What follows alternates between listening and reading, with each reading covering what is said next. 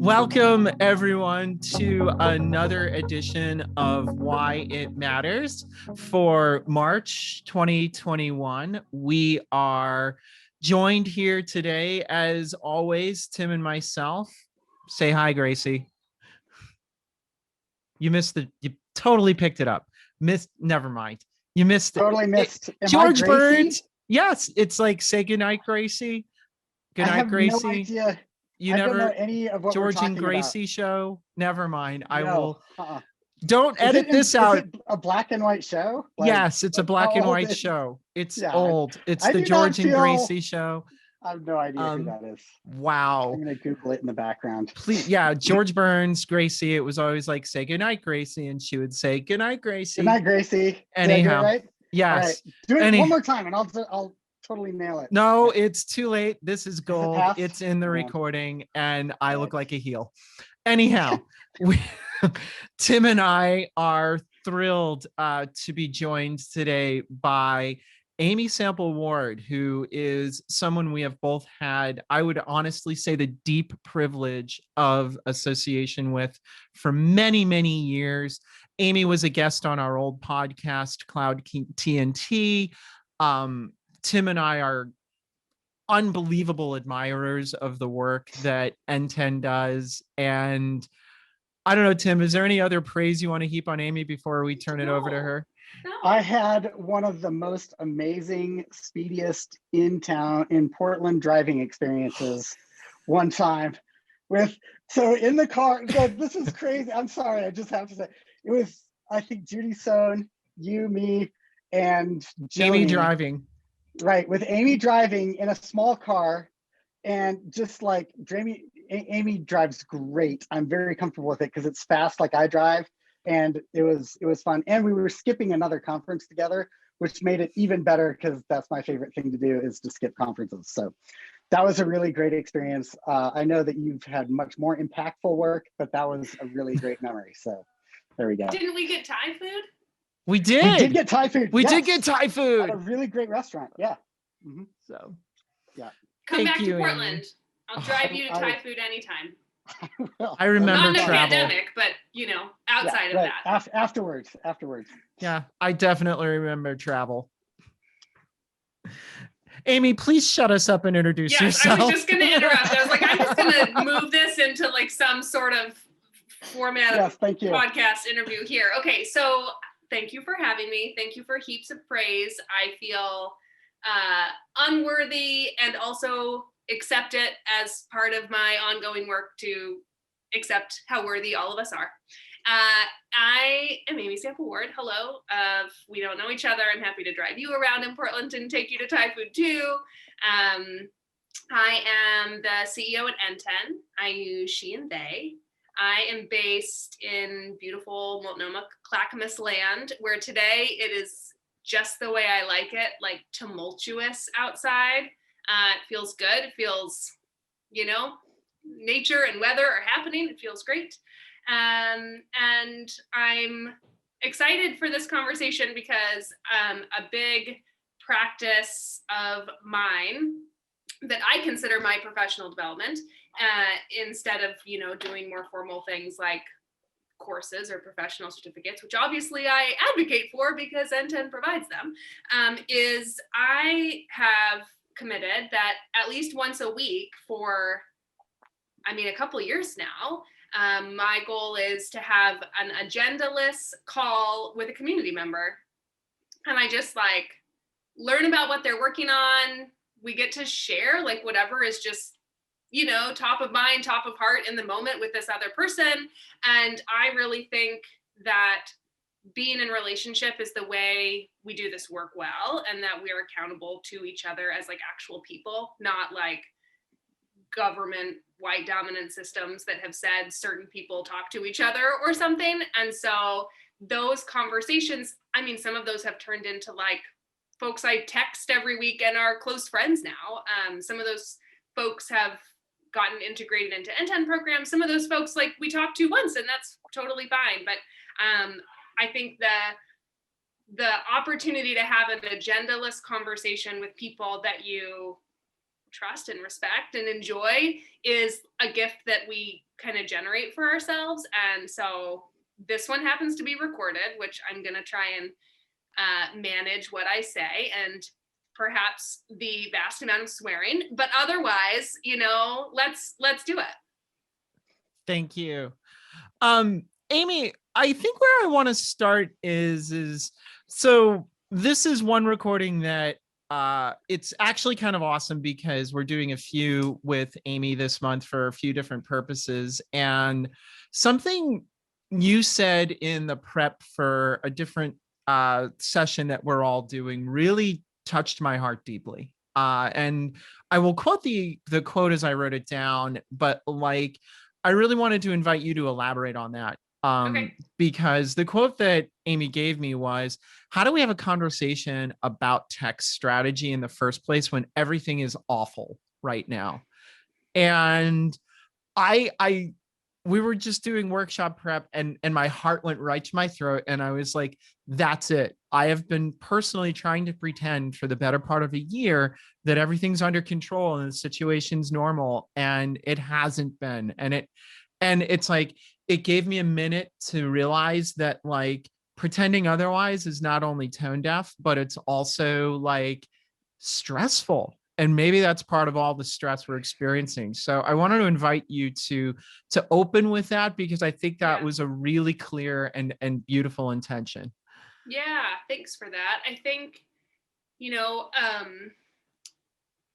I think a piece of this conversation that has been challenging, but as a white person, I am here to take on, is the number of conversations over the last 11 months that have started with an acknowledgement that the compounding or onion layers of oppression, that it seems a lot of institutions and a lot of those institutions' leaders are now aware of, have been fully clear to a whole lot of people for a whole long time.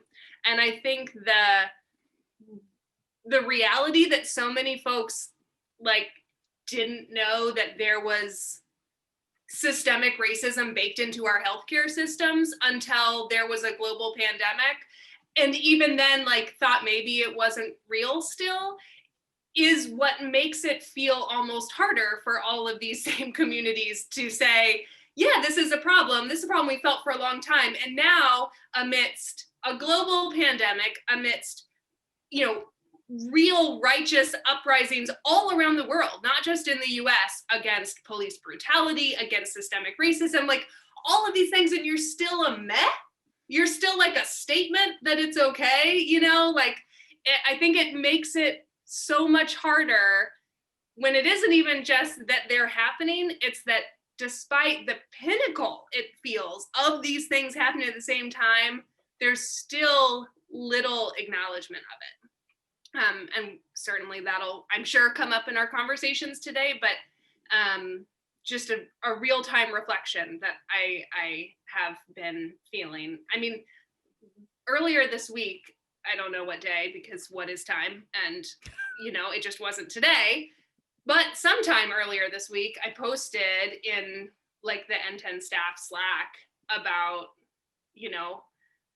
I just so badly wish that we were in a room and like not working on anything, just like being 14 people in a room eating snacks and like shooting the shit together, and that I wanted it so badly. I like started crying, typing the words into Slack, and was like, well, looks like shit is hard and I need to stop working right now, and just like wrote all of that and asked, of course, all this time and even before this time, we've worked so hard at NTEN to make sure our culture is like, we take care of each other and we take care of ourselves. That does not mean you work all hours. That also means like, I don't know what you define as work.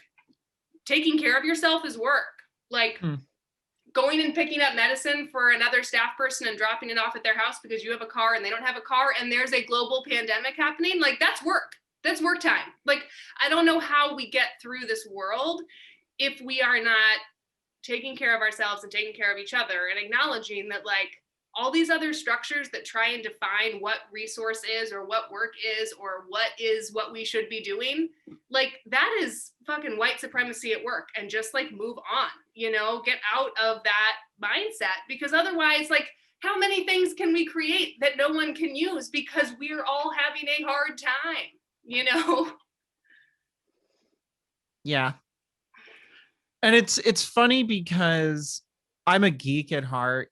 I'm actually a geek and a nerd and all of these things. And that part of me that is most energized by creation, you know, of whatever.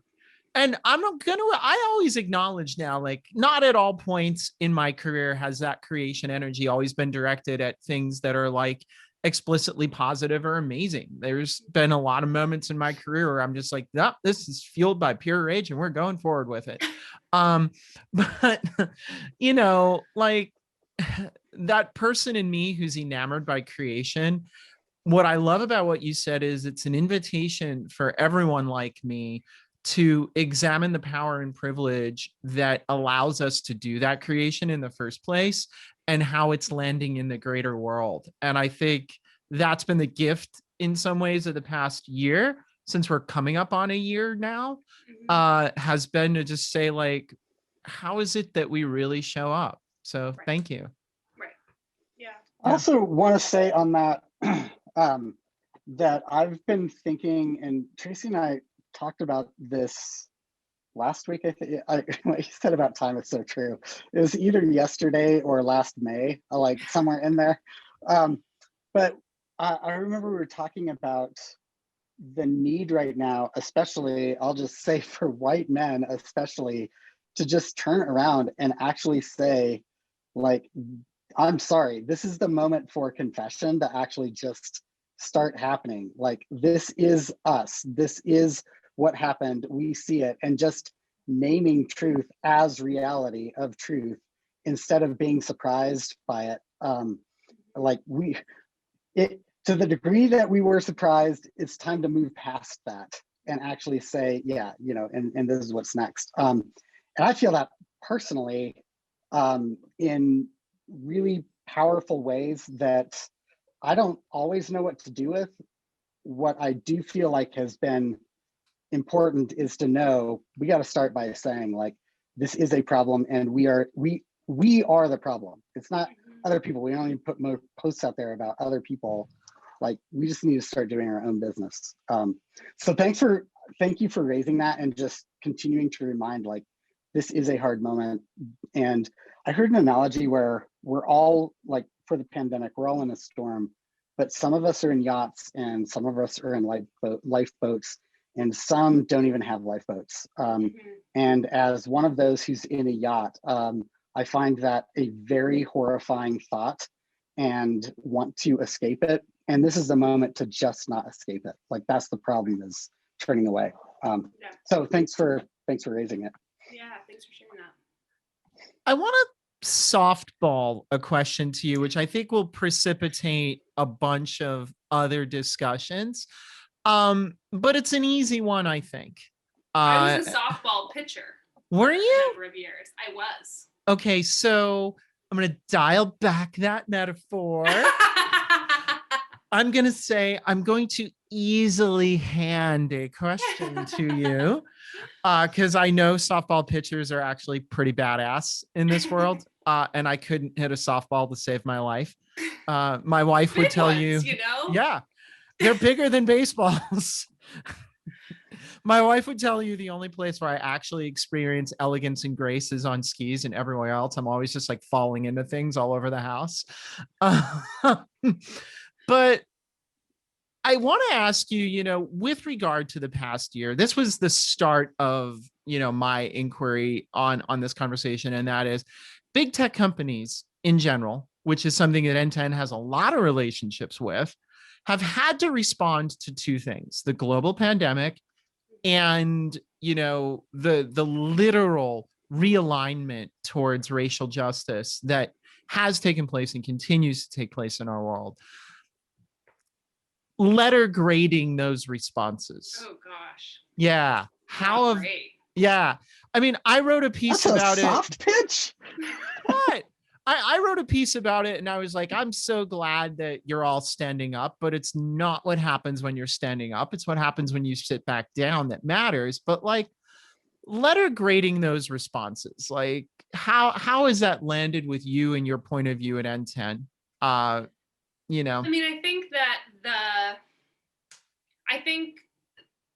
while I don't believe in a letter grade system and it's very Montessori of you. Don't think that the way that we are focused on reinforcing like white dominant systems of productivity and predetermined hierarchy of who is good and bad is working for humans. So I'll like say that and opt out. That's a different podcast for a different sector. But an awesome one. But yeah, I kind of want to be there for that. I think that I would have I have a little bit more positive feelings towards the responses that are associated with the pandemic than about any level of racial equity response. And that's really because underneath it all, there's a capitalist mechanism at our advantage on the pandemic side, where like tech companies see that they can get more customers by getting more of their products into nonprofits who had to pivot into the cloud. And that same capitalist angle is inherently at odds with doing real racial equity work, right?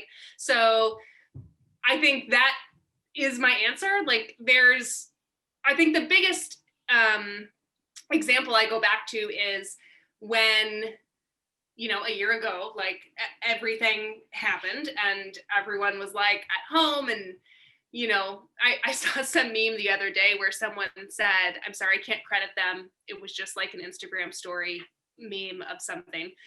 But someone said, like tweeted, what's everybody wearing to the anniversary of 2 weeks to flatten the curve? Asking for a friend.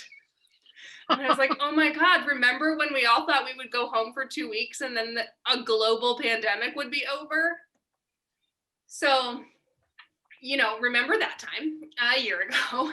And tech companies are like, oh, we're going to make our whatever the platform is, whatever the product is, available to nonprofits for free.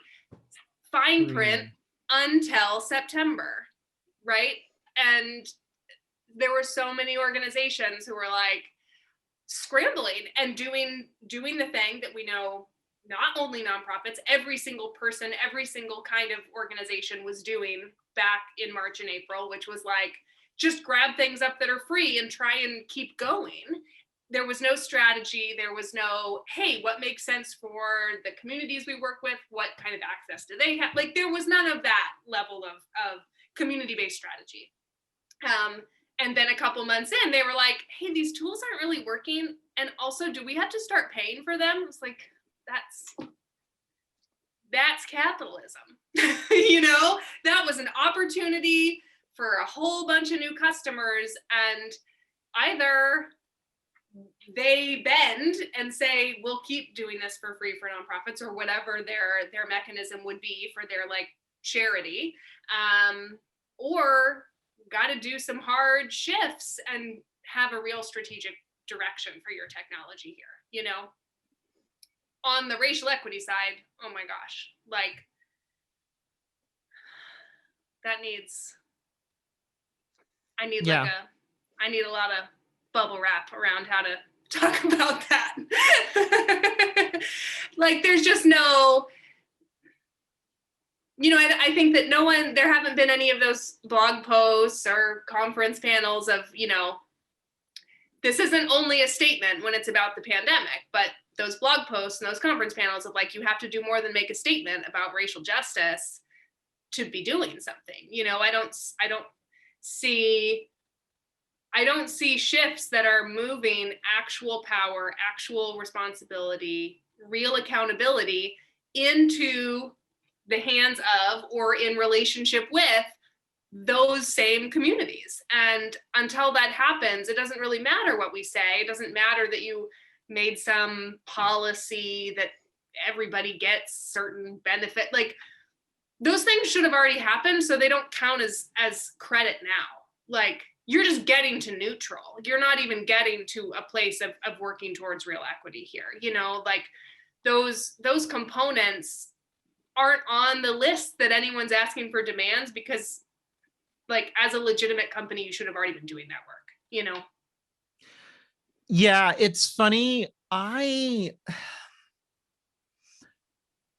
My response to, you know, my personal observation, should I say, in response to a lot of the racial justice things were like, how is it you managed to corrupt this into something you can market? Like, I was like, oh my God, you figured out how to turn this into a marketing opportunity. And I was like, oh, you know, that's where I, you know, saw the abundant levers of capitalism. What's weird is I had a different point of view on the COVID response stuff. And I think maybe it was just by virtue of the people I was hanging out at that moment, because a lot of people were like, oh crap, this is the moment where we're all unilaterally screwed. And unless we do something that serves all of us, you know, none of us are moving forward. Like, that to me was like more of a, like, I saw developers doing like work for the sake of work and just like getting things out. But yeah, it's funny, like going on a year later after we were all hanging out for 2 weeks, and wondering where all the toilet paper went, for that matter.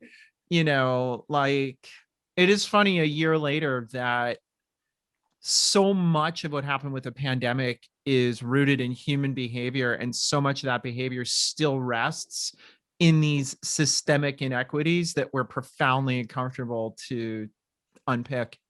Totally. I mean, even just, we were one of those houses that did not have any toilet paper. I was searching Twitter for people posting like what store maybe had some. We had to, you know, lean on our community, get some rolls from friends. But even that, it's like, I think everybody in some way has seen or shared the jokes about everybody running out of toilet paper. And like, that's because that was the first time for so many people that there had been the idea of panic. And like, the thing that you needed to be sure you had was like a luxury item in that way. You know, it wasn't like dried rice and dried beans, which we have never run out of. Toilet paper we did, but you know, it's like there wasn't even in that moment an alignment of what the impact was about to be for different communities, you know? And I think that's been the hardest piece, because at the end of the day, like, capitalism and white supremacy are like BFF forever, you know? And trying to talk about one without talking about the other isn't gonna go very far. You're gonna hit a wall, unless you're acknowledging both. And I think, again, that's part of why the responses, especially from tech companies or whoever, have been so limited in how they feel outside of the tech company, you know, to the sector or to communities, because there is no acknowledgement that capitalism is still going to fuel them and keep them moving forward. Even tech companies whose like responses to how they're going to somehow fix racial injustice is getting their products out to those communities. Like, no, no, that's not, please. We are not in this position because there was too few people using your website or database, or like that is not what got us here. But the fact that you think it is maybe the thing that needs some more consideration, you know? Did you see was the spectrum of response on that?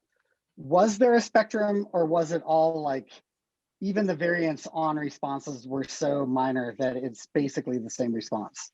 Well, I mean, I think there may be two categories. Like, I feel like I saw a number of responses that were very internal facing, like, we're making this statement and letting you know that, like, inside at our company, we do X, Y, and Z, or we believe in X, Y, and Z, that kind of thing. And then there was the category that were like, we get this and we see it, and here's how we're helping by giving out our product or something, you know. And it's, I almost would prefer that you don't even do the, like, here's what we're doing about it, if what you're doing about it is just getting more customers. You know, if you're just going to do the first one, at least you're totally investing in a thing you can control, which is your organization, you know? Right. I think I would say those were the two categories I really saw. Yeah. Yeah, go ahead, Tim. Go for it.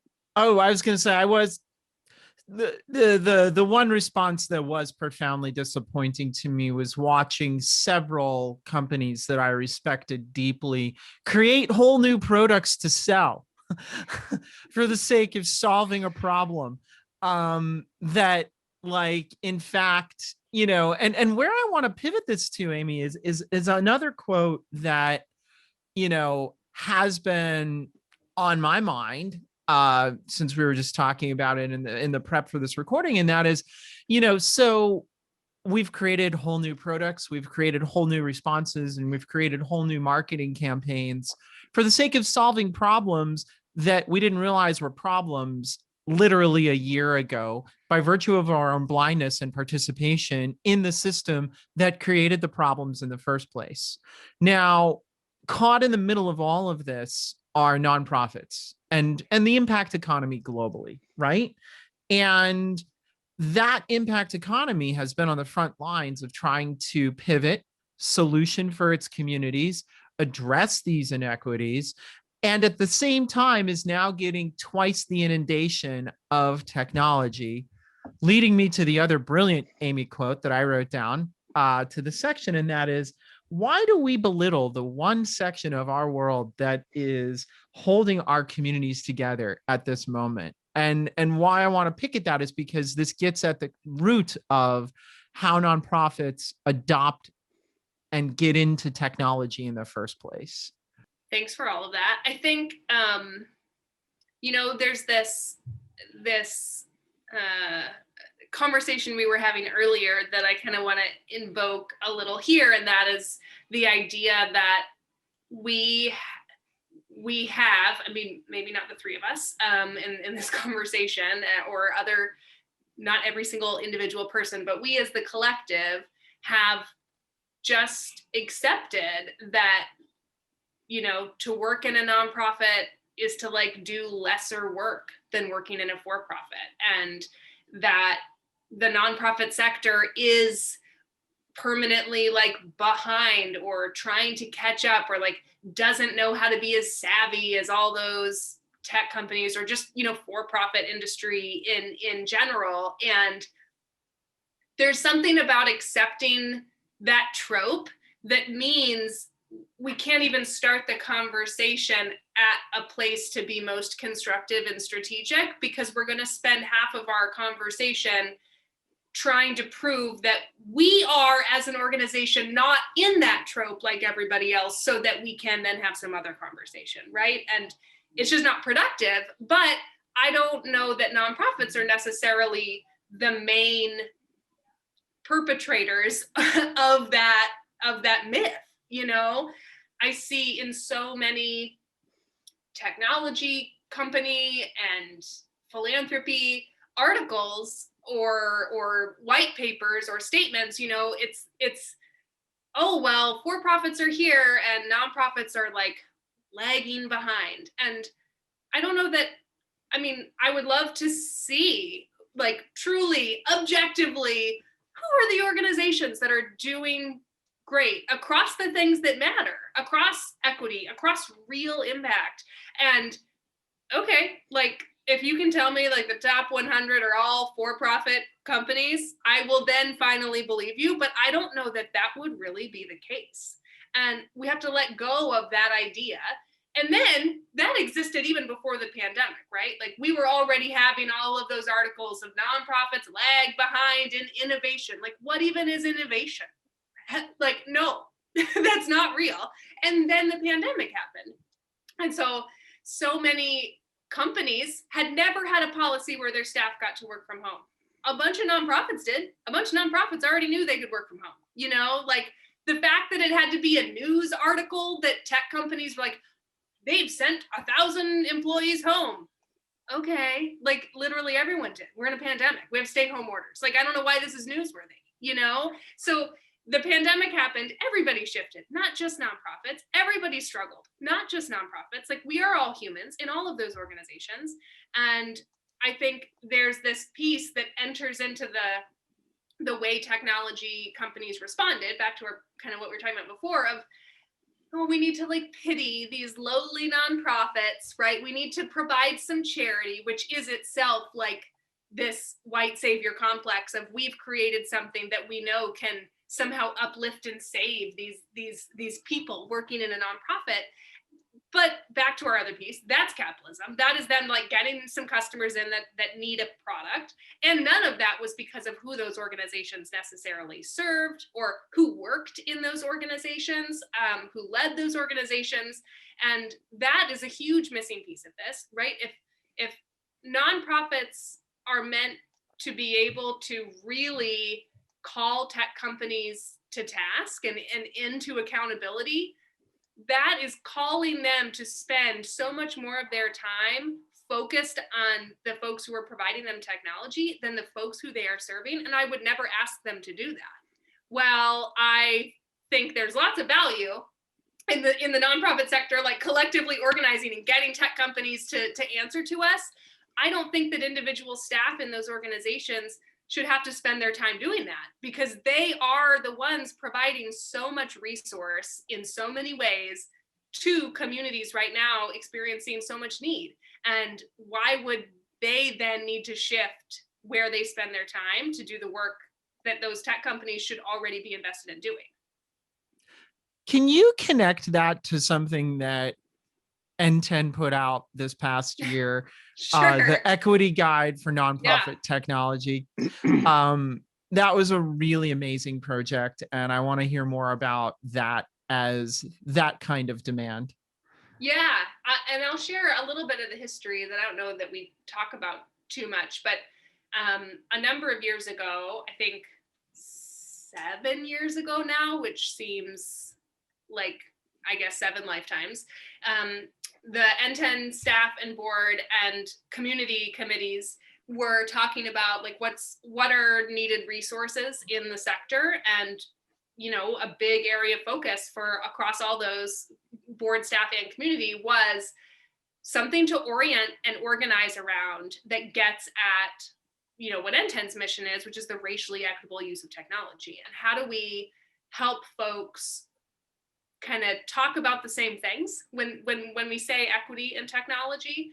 And so that took many shapes over the years. And in 2019, we were at the place where we decided to really build like a dedicated resource, not just starting conversations or having that flow into other programs. And we put together a really cool and diverse working group. Tracy was a part of it. And we organized these community members and had super great conversations, and, you know, over the course of a year, got to a full document that was very long and very rich, and it's totally free. It's on the website. And the Equity Guide covers 3 different categories of technology. So the way a nonprofit uses technology, of course, relevant to nonprofits, but we always try and remind foundations, they're nonprofits too, and they need to be considering of how they're using technology internally. How we fund technology, which means both like go fund a new technology project, as well as like how are we budgeting internally for the technology we need. And then how we create technology. So a nonprofit could be in all those categories. A foundation could be in all those categories. But tech companies are also creating technology for this sector. And a big piece of that section of the equity guide is what it looks like to truly have nonprofits in your process and centered in the products you're creating for them. Creating something that had never had the intention of being used for nonprofits that's now free to nonprofits. I mean, that exists. I'm glad that the resource is shared, I guess, but we can't expect that nonprofits are able to successfully meet our mission with a product that calls our community members customers, right? That is shifting the relationship that we inherently have put against our mission every time we are putting data in that system, right? And so those structures need to be examined and re-centered on nonprofit experience and not just, convenient nomenclature. I mean, I don't know, we could go there, but tell me if you don't want this or like edit it before you post this. I want all of this.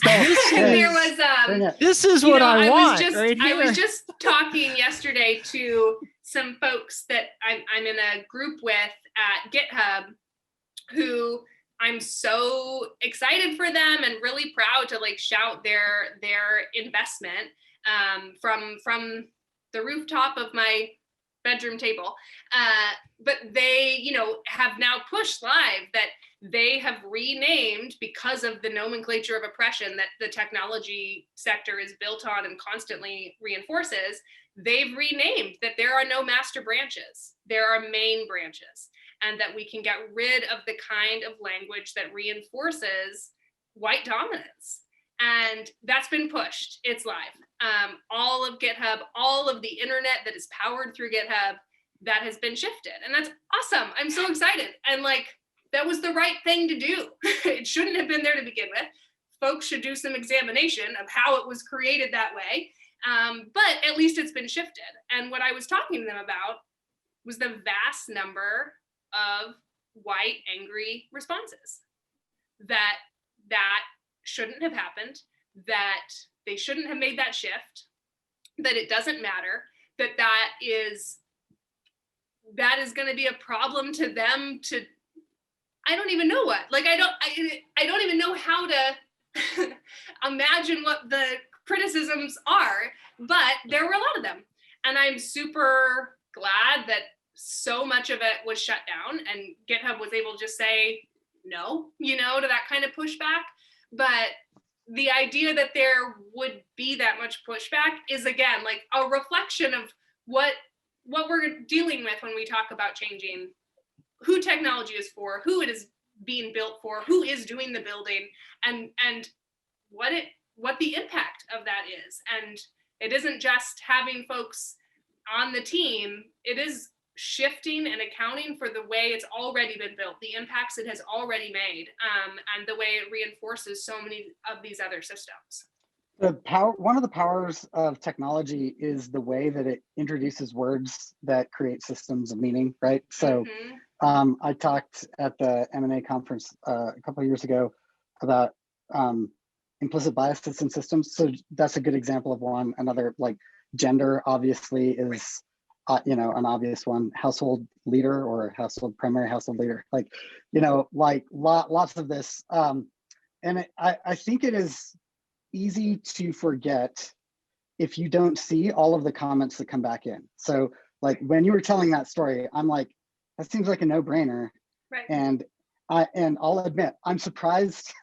I just continue to be surprised that people would push back on that, because I'm searching for the cost here. Like, okay, right. Like, what is the cost to you of this? And because there isn't actually one, it means loss of power. Like that. Totally. That's the cost, right? Totally. I had a great conversation. I was saying before, I love connecting with community members for conversations. I talked to this person who is so awesome. If you're listening to this, you should follow them if you like fundraising, or not. But Clay Buck, we were chatting yesterday, and Clay was talking about in the fundraising world, organizations that he works with that say, like, we're not going to put an MX as a option. And it's like, okay, are you fundraising from any person at all? Or are you funding from very specific people? Also, like, why does that even matter? Why do you even need to have a Mr. or a Ms. or a mix or anything? Like, why do you even need that? And why is that the place we're having this conversation? Like, is it because your database was set up to require that, and the idea of trying to rework against a system that wasn't made intentionally for your community, it feels beyond? Because that's a technology issue. That's not a data issue or a community issue. And like, unraveling all those pieces somehow becomes so much harder than it should be if a tool had been made for this community originally, you know?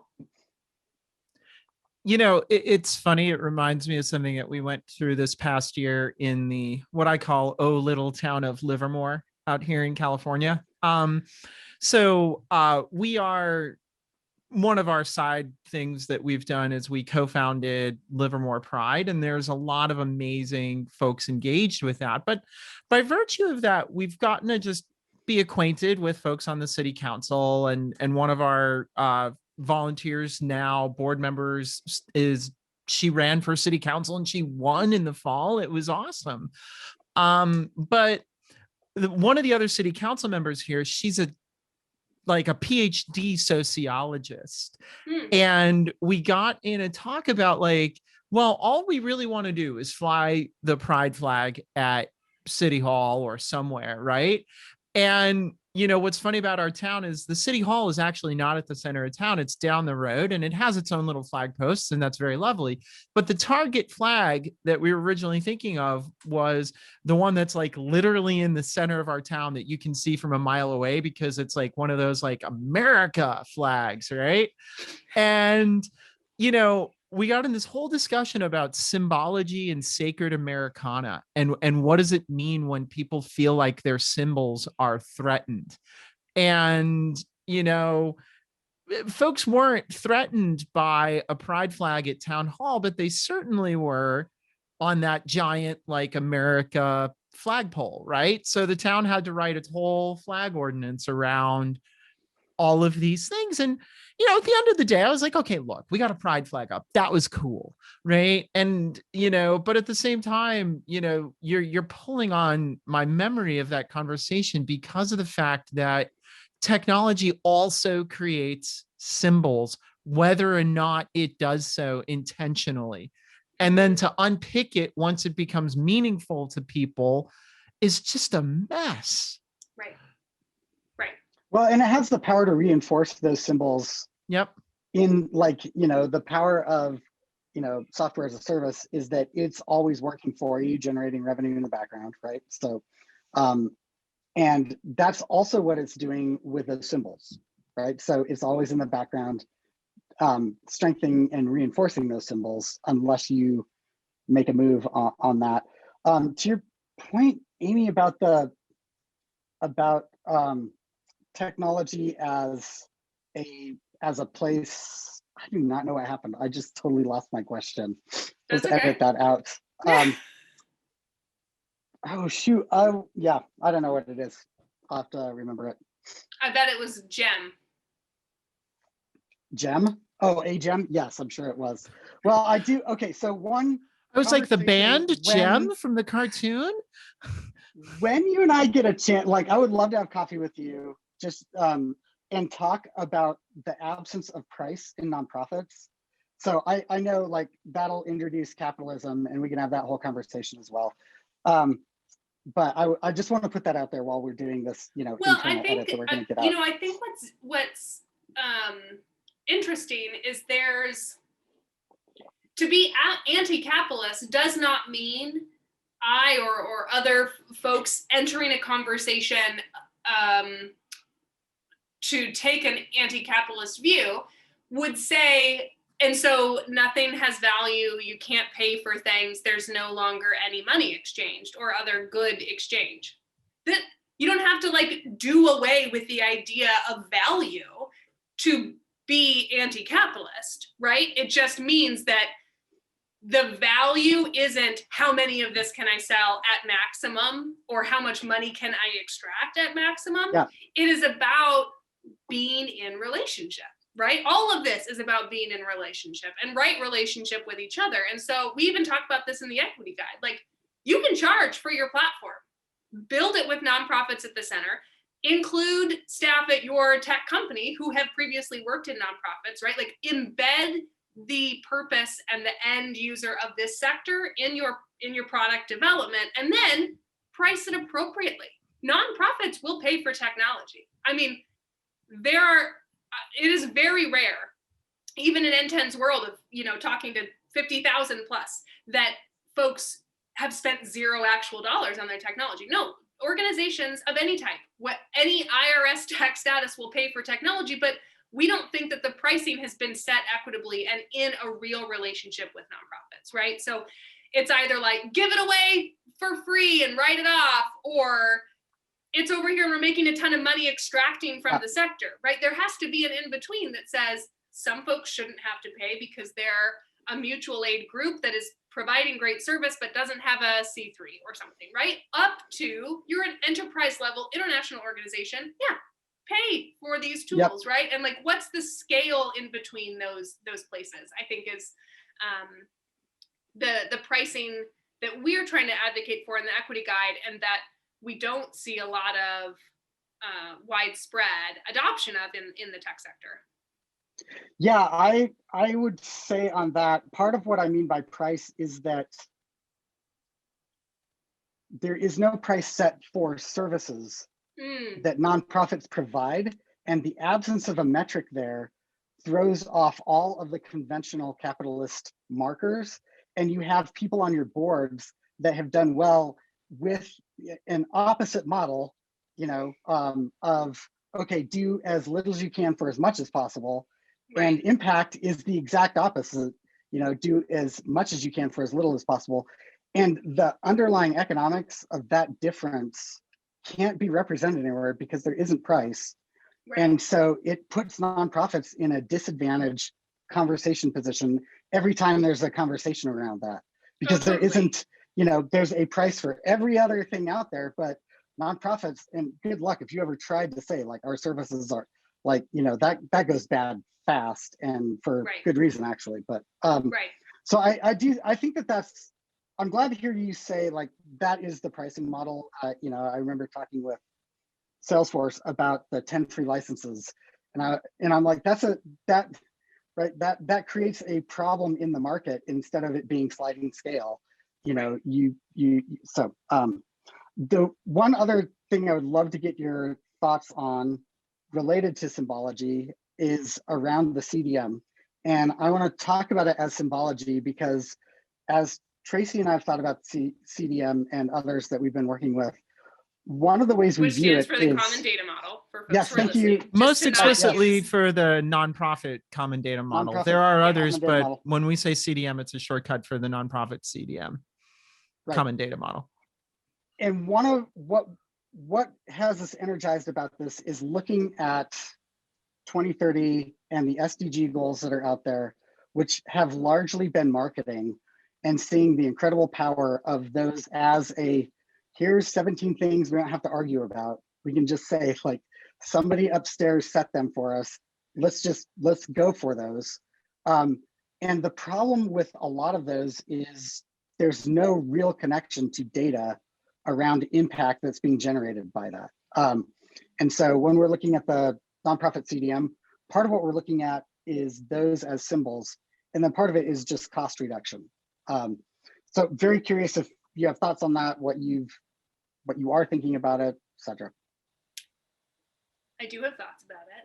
I have complicated, kind of interwoven thoughts about data, because I will get to the CDM, but just to name, I think some of these complications as how they feel in the lived experience inside of a nonprofit is that when philanthropy talks to us about common data models, what philanthropy means is that my youth-focused organization needs to identify or needs to define high school graduation rate the same as 3 other organizations that they also grant to, that is not what my data has meant and what it historically has not meant, and is hopefully maybe set as a definition within the mission that we have. It is not the same mission as other organizations. And so there's heavy and rightful resistance to the request from philanthropy for a common data model, because it means everyone should organize under that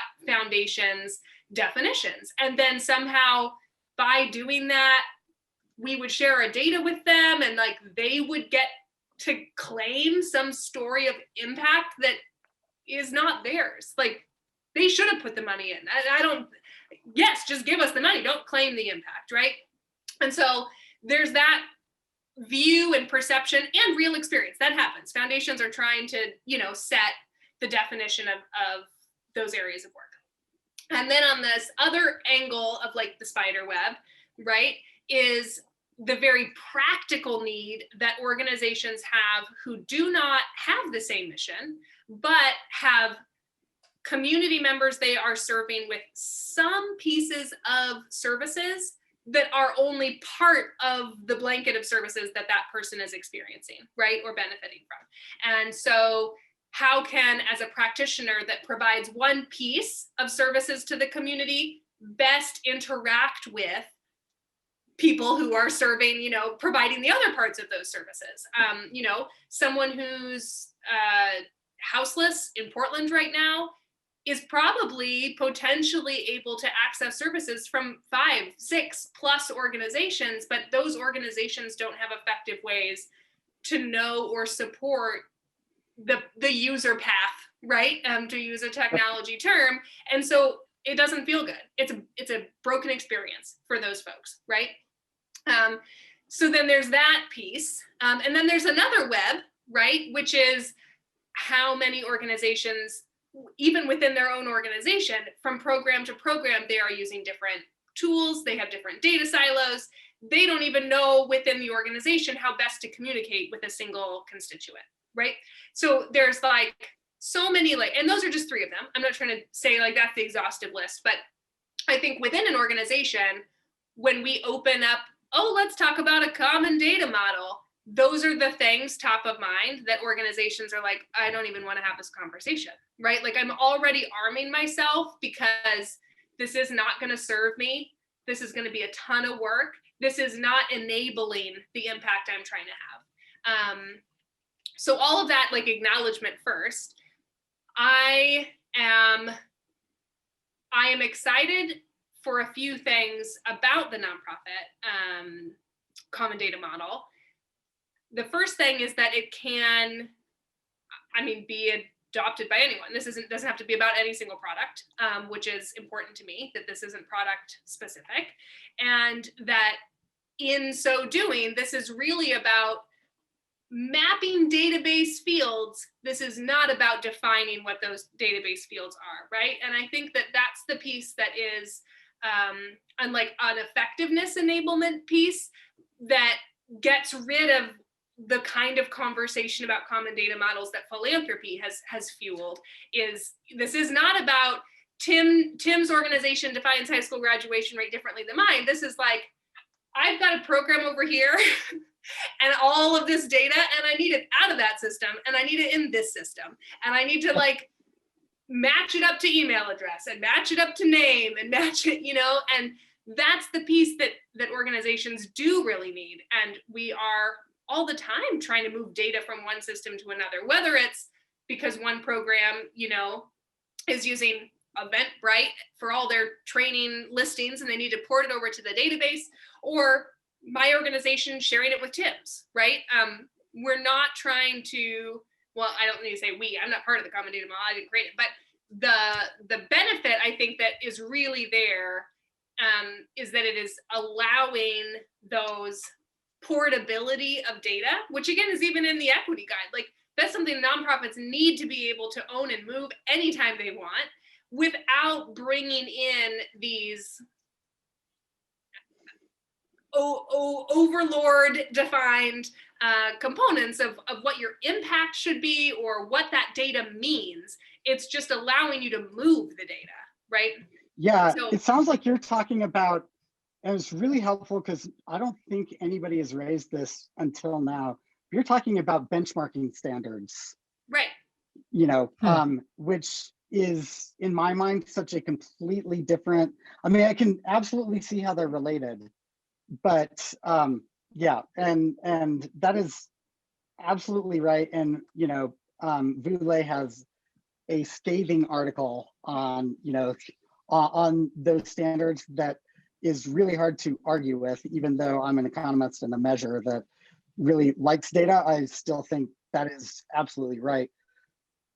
Right now, when we look at a project, we're estimating 40% of the budget will be data moving, right? Like migration, cleansing, scrubbing, all of that.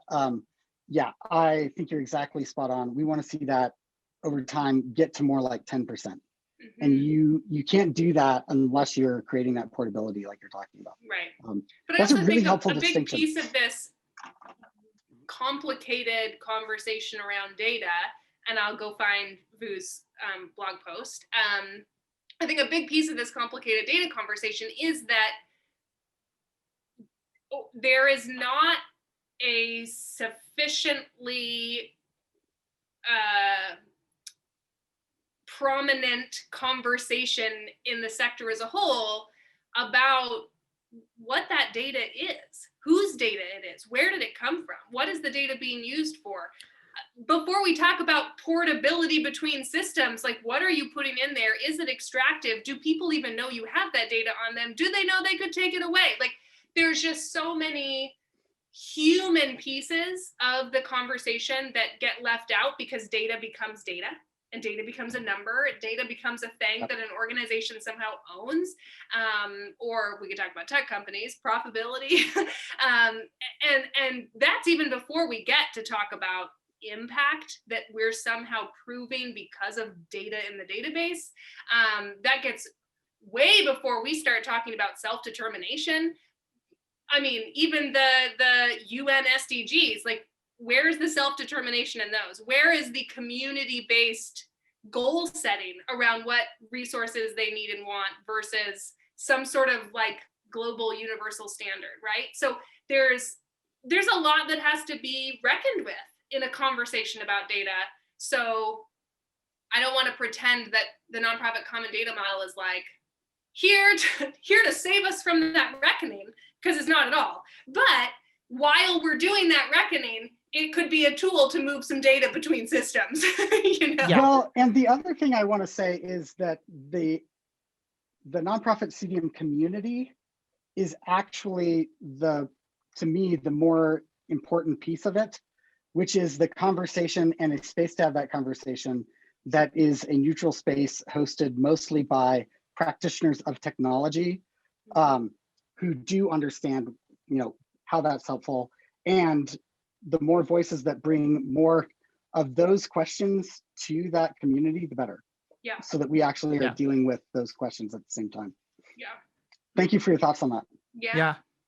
We are right at time on this recording, but I wanted to, in addition to saying thank you for, I can't wait to write the summary for this conversation, because I think the whole thing is, I think the title of it is going to be Capitalism and White Supremacy are BFFs.